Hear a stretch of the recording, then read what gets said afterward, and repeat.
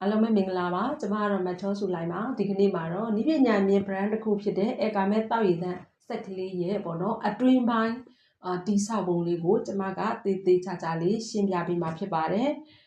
ဒါအခုလက်တလုံးမှာပေါ့နော်ဒီEkamet ဆက်ကထုတ်လုပ်ရရှိရဲ့ရေဟာလူတွေရဲ့မှာကျန်းမာရေးကိုအရင်အကျိုးပြုတယ်ဆိုတဲ့အကြောင်းကိုလူတွေအများကြီးစိတ်ဝင်စားနေကြတယ်နောက်တစ်ချက်ကဒီ Ekamet ဆက်ရဲ့အားသာချက်ကလျှက်စစ်မီလဲမလိုပဲနဲ့ပေါ့နော်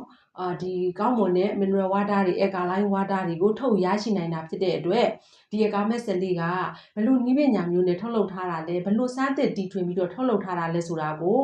အများပြားကစိတ်ဝင်တစားဖြစ်နေကြတာကိုတွေ့ရတယ်ဒါကြောင့်မို့ကျမကဒီကနေ့မှာဒီနည်းပညာမြင့်နော် Ekamet တောက်ရည်သန့်ဆက်လေးရဲ့အတွင်းပိုင်းကိုသေချာလေးပြောပြပေးမှာပဲဖြစ်တယ်ပေါ့နော်ဒါကြောင့်ဒါမိတ်ဆွေတို့ခုမြင်နေရတာဆိုလို့ရှိရင် Ekamet ဆက်လေးရဲ့အတွင်းပိုင်းကပါရှိတဲ့စစ်တိုင်3တိုင်ပဲဖြစ်ပါတယ်ဒီရေစစ်တိုင်3တိုင်မှာစုစုပေါင်းရေစစ်ထုတ်တဲ့ရေစစ်ပေါ့နော်6စစ်ပါတယ်ဒီမှာဆိုရင်ဒါနံပါတ်1ရေစစ်ပေါ့နံပါတ်1ရေစစ်ကရေထဲမှာပါလာတဲ့ပနာမအနယ်တွေကိုစစ်ထုတ်ပေးတယ်သူကဒီအမုန်တွေအနယ်တွေ5 micron ထိအောင်ကိုပဲစစ်ထုတ်ပေးနိုင်တယ်သူ့ကိုတော့ USA ကနေနည်းပညာရရှိထားတာဖြစ်ပါတယ်နောက်တစ်ခုနံပါတ်2ပေါ့နံပါတ်2ရေစစ်ကကြာ activated ကာဗွန်ပဲဖြစ်ပါတယ်သူကကြာရေထဲမှာပါလာတဲ့အနက်နေနော်အယောင်နေကလိုရီနေဒါတွေကိုစစ်ထုတ်ပေးတယ်ဓာတုတွေကအကျွင့်ကြံနေပေါ့ဒါကိုစစ်ထုတ်ပေးထားတာဖြစ်ပါတယ်ဒီ activated ကာဗွန်ကိုတော့နယ်သာလန်ကနည်းပညာကိုယူထားတာဖြစ်ပါတယ်နံပါတ်3ရေစစ်ကကြာ KDF55သူကကြတော့ရေထဲမှာရှိနေတဲ့ထုံတို့ခဲတို့တန်တို့နော်ဒီလိုမျိုးတတ္တုရိုင်းဓာတ်တွေပေါ့ဒီတတ္တုရိုင်းဓာတ်တွေကိုစစ်ထုတ်ပေးတာပဲဖြစ်ပါတယ်သူ့ကိုတော့ဒီ KDF55 ကိုတော့ USA ကဒီပညာကိုရယူထားတာဖြစ်ပါတယ်နောက်တစ်ခုနံပါတ်4ရေစစ်ကကြတော့ Ekamet ဘောပါသူကသဘာဝတွင်းတဲ့ကြောက်တရားနေရရှိရဲ့ Ekamet ဘောဖြစ်တဲ့ခန္ဓာကိုယ်အတွက်ပေါ့နော်လူခန္ဓာကိုယ်အတွက်အရန်ကိုမှအရေးကြီးရဲ့မက်ဂနီဆီယမ်ကယ်ဆီယမ်ဆိုတဲ့ mineral ဓာတ်တွေကိုဒီ Ekamet ဘောဆိုတဲ့နံပါတ်4ရေစစ်ကထည့်သွင်းပေးတာပဲဖြစ်ပါတယ်နောက်ထပ်ဒါစစ်တိုင်တစ်ခုပြီးသွားပြီပေါ့နံပါတ်1ရေစစ်တိုင်ပြီးသွားပြီစစ်တိုင်နောက်တစ်ခုကိုရေရောက်သွားတဲ့အခါမှာရေစစ်နံပါတ်5ပေါ့ရေစစ်နံပါတ်5ကကြတော့သူက activated ကာပေါ်မှာရေထဲမှာရှိတဲ့အနက်နေအယောင်နေကလိုရီတွေနဲ့ဓာတုပေးတာဓာတုဆိုးကျိုးတွေအကျွင့်ကြံတွေကိုစစ်ထုတ်ပေးတာပဲဖြစ်ပါတယ်ဒါကတော့နံပါတ်2တုန်းကရေစစ်ကိုဒုတိယအကြိမ်ထပ်ပြီးတော့စစ်ထုတ်ပေးတာပါနောက်တစ်ခုနံပါတ်6ရေစစ်သူကတော့ Saver Evergreen Activated ကာပေါ့သူက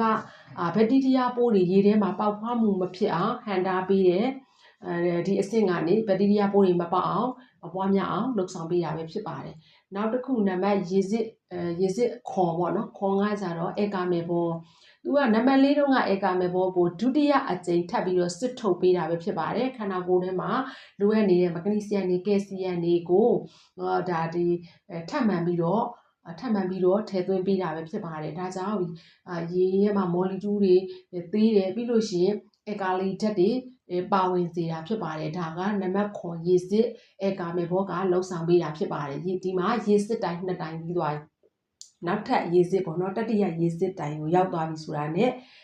နံပါတ်8ရေစစ်ပေါ့နံပါတ်8ရေစစ်ကတော့ US membrane မှာသူကကြတော့ဒီ US membrane ကကြတော့သူက 0.01 micron ထိအောင်ကိုပဲစစ်ထုတ်ပေးနိုင်တယ်ဒီကမ္ဘာပေါ်မှာရှိတယ်ပေါ့နော်ရေထဲမှာရှိတဲ့အသေးဆုံးဘက်တီးရီးယားရဲ့အရွယ်အစားက 0.02 ရှိတယ်ဒီ membrane ကကြတော့ 0.01 ထိအောင်စစ်ထုတ်ပေးနိုင်တာဖြစ်တဲ့အတွက်ဒီရေထဲမှာဘက်တီးရီးယားတွေပိုးလောင်လန့်နေမပါဝင်ဖို့အတွက်ရာ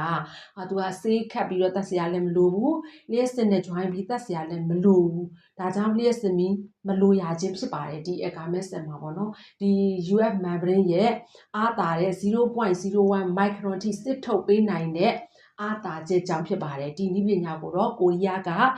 ရယူထားတာပဲဖြစ်ပါတယ်နောက်ဆုံးအစစ်ရေစစ်နံပါတ်6ပေါ့သူကကြတော့ post saver everyday activated ကာပေါ်မှာဒီဘက်တီးရီးယားတွေပေါက်ဖွားမှုမဖြစ်အောင်ဖြစ်ပေါ်မှုမရှိအောင်ကိုဟန်တာပေးတဲ့ရေစစ်ပဲဖြစ်ပါတယ်နောက်ဆုံးအနေနဲ့ရေရဲ့အရာသာကိုအကောင်းဆုံးဖြစ်အောင်ပြုပြင်ထားပေးတာဖြစ်ပါတယ်ဒီရေစစ်6စစ်ရဲ့ ပေါ့နော်အာသာချက်ကြောင့်ပေါ့နော်အာသာချက်ကြောင့်ရေ NSF စံနှုန်းနဲ့ညီတဲ့တောက်ရည်သန့်ကိုရရှိစေတဲ့ mineral water ဖြစ်တဲ့ alkaline water ဖြစ်တဲ့ molecule အုပ်စုသိငယ်တဲ့ရေကိုရရှိစေတာပဲဖြစ်ပါတယ်เนาะဒါကတော့ကမ္ဘာတဝန်းမှာရှိတဲ့ပေါ့နော်နိုင်ငံအသီးသီးစီကအကောင်းဆုံးနည်းပညာတွေကိုပေါင်းစည်းပြီးတော့ဒီ Akamet စစ်မှာဒီရေစစ်တဲ့နည်းပညာတွေကိုထည့်သွင်းအသုံးပြုပြီးတော့ဒီလိုမျိုးလျှက်စစ်မီမလို့တဲ့နည်းပညာမြင့်စက်လေးတစ်ခုကိုဒါဆရာဝန်ကြီးကိုယ်တိုင်ထုတ်လုပ်ထားပေးတာဖြစ်ပါတယ်ဟုတ်ကဲ့ပါဒါဆိုရင်မိတ်ဆွေတို့အားလုံးလည်း Akamet စက်လေးဘာကြောင့်ပေါ့နော်ဒီလိုမျိုးရေအရင်းမြစ်ကိုထုတ်ပေးနိုင်တာလဲလူတွေရဲ့ကျန်းမာရေးကိုဘာကြောင့်ဒီလောက်ထိကူညီပေးနိုင်တာလဲဆိုတာကိုဒါဒီနေ့မှာတော့မိတ်ဆွေတို့သိရှိသားကြပြီဖြစ်ပါတယ်ဟုတ်ကဲ့ပါအားလုံးကိုကျေးဇူးတင်ပါတယ်ရှင်